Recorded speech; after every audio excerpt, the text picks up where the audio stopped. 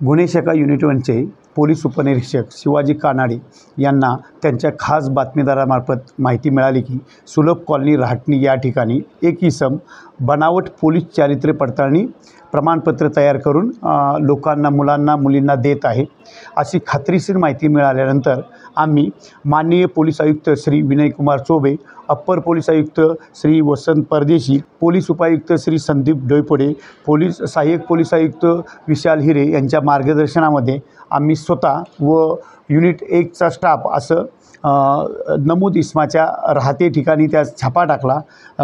इसम गणेश संजय कुचेकर वय 24 वर्ष, मूळ राहणार भुईंज, जिल्हा सातारा यास ताब्यात घेतले। त्याच्याकडे प्राथमिक चौकशी करून त्याच्याकडे असणाऱ्या साहित्याची झडती घेतली असता त्याच्याजवळ एक लॅपटॉप आणि एकूण 51 मुला व मुलींचे बनावट पोलीस चारित्र्य पडताळणी प्रमाणपत्र मिळून आले।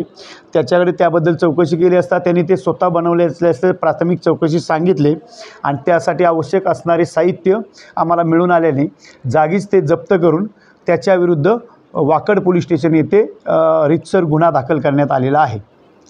सदर इसमावर याआधी कोणत्याही प्रकारचा गुन्हा दाखल आहे का? या इसमावर यापूर्वी असा गुन्हा दाखल असल्याचं आढळून आलेलं नाही। अशा बनावट चारित्र्य पडताळणीबाबत सामान्य माणसांची फसवणूक न होण्यासाठी आपण काय आवाहन कराल?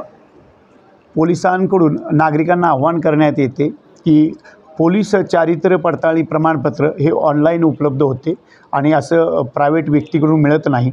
असं कोणाला मिळते असे आढळून येत असल्यास त्यांनी पोलिसांशी संपर्क करावा, म्हणजे पोलिसांना आवश्यक ती कारवाई करता येईल।